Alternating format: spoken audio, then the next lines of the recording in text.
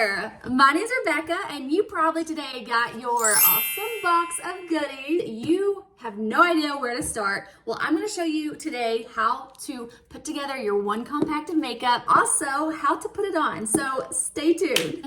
I want your face to be clean and moisturized. I'm gonna put on some of the Seint cream moisturizer. Just give it time to soak in. I wanna mention exfoliation.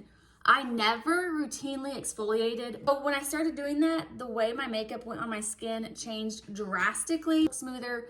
So please start exfoliating if you're not already. Your skin is moisturized before you put your makeup on. And then this one is optional. It does make a really big difference. And this is a tinkle razor. You can get it from Walmart, Amazon, but it just basically gets all the peach fuzz off of your cheek right here. Women will have lots of hair right here. It's it, but your makeup will lay on it and those little hairs will stick up. So if you go through and just kind of take them off, it makes your skin much more totally optional. I know it's scary, but it does make a difference. All right, so to the makeup, they're gonna come in these tins. They slide right out just like this. On the back of the tin here, you're gonna have the name, your palette. There's many sizes, but you're gonna pop open your tin right into your compact. See that? Kind of cool, right? As far as how you organize it, if you got some powders as well, like eyeshadows, I typically recommend putting them on a different level, just so that way you have powders on one level and creams on the other. It just keeps things clean that way. As far as how you put them in your palette is completely up to you. Put the makeup on. So your brushes will come in a cute little holder like this. They pop open and you go to take them out and they are in this little mesh material. So I personally like to start my contour detail brush. If you didn't get it, it's not the end of the world. That's a fluffier brush. That's fine. I like to just kind of pinch the edge. You can use your finger and just dab. A little bit's all you need. Find your cheekbone, damp it right against that cheekbone. Just like that. Let it sit on your face. The more it's gonna warm up and kind of melt into your skin. And then I'll worry about blending them here in a second.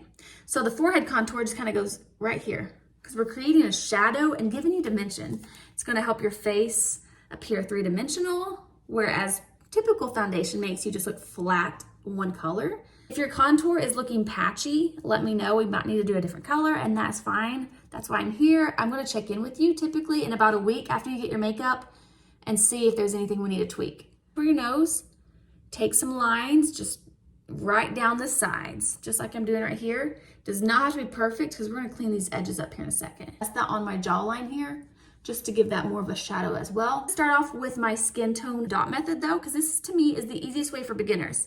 So I'm just gonna take my finger and grab some and just start putting dots all around the contour. Now take my lighter color, AKA my concealer. I like to take that on the inner corner and the outer corner. Inner corner, outer corner, just like that. I take that concealer color as well, right between the two contour lines. And I even take a little bit of it on the center of my forehead here, just to kind of give it a brightening effect right in the middle. And then one thing I didn't show you is I take that darker color, my main foundation color, and I put that directly in the center where that darkness of my under eye is. See how it's really dark right here? And that's gonna help conceal that dark under eye. Whereas the lighter that I put in the corners will brighten it. And then I kind of look, see how there's this little spot here? All right, next up.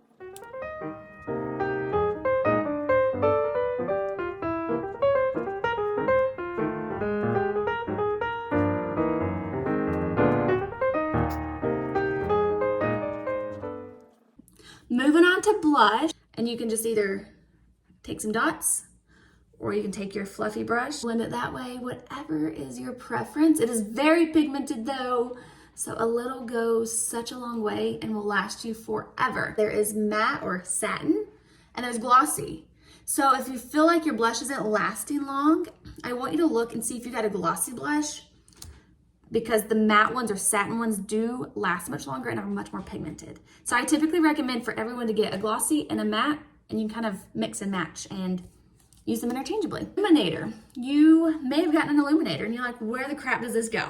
I know, I get it. So this is my cream illuminator here. It's rose gold. I'm gonna just dab it, and this goes on the high points of your face. So like the tops of your cheekbones. It also will go on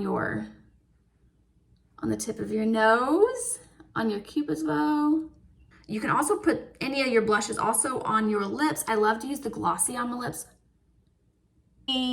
basics. Now, if you got bronzer, and I really hope you did, bronzer is thebomb.com, and it really just brings everything together. Here's my bronzer. I just take my brush and pounce it. I'm gonna put it on the high points of my face, basically the tops of my cheeks and the tops of my corners of my forehead, and bring that over here. Do you see how it's literally bringing everything together? Left and bring it down my neck. We do have setting powder if you feel like you get oily in some areas. I will get oily sometimes, like in my T-zone, so you can put that powder right here. If you want to set anywhere else, you can just use this powder and set. Now, do I have to? No, you definitely don't have to, and I don't. I typically only set my oily areas on Sundays for church, because I know I'll be gone all day just about. Some people like the matte look, and if you do, grab a powder. Talk about other uses for other tools in your compact here. Line brush, but I love using our eyeshadows to fill my brows in. Or you can use your contour to fill your brows in, whatever you prefer. But eyeshadows, I usually recommend choosing one that you can use for your brows. So what I do is I just take my brush. This is the line brush. Trust is good for dark brows. Oak is good for medium brown. Good for dark brown. Oak is good for medium brown. Have the color you need for your brows and you want it, just message me and I'll tell you what I recommend. But do you see that makes such a big difference in your makeup and your face? I'm gonna throw on some mascara and I will be right back with the finished look and some last minute tips. Final look. Now, I like it just very natural and glowy. You could totally take this up another notch and go more full coverage if you need to and want to. One tip I do have for you though is do not be scared to mix and match your foundation colors. And your color may be a little dark. Blend your lighter and darker foundation colors at your jawline. Lighten it up a bit to match. And vice versa. If you have a bronzer, just use that bronzer down your neck to make everything match. Like a dark, my color, and a light. So I can always have some mixtures going on if I need to, because I do like spray tan a lot. So that is it, guys. I am so thankful that you are my customer. And even if you're not, I am thankful you watched this. I know your time is precious. If you have questions, let me know or drop them below. I would love to help. I hope you have a wonderful, wonderful day. God bless you. Bye.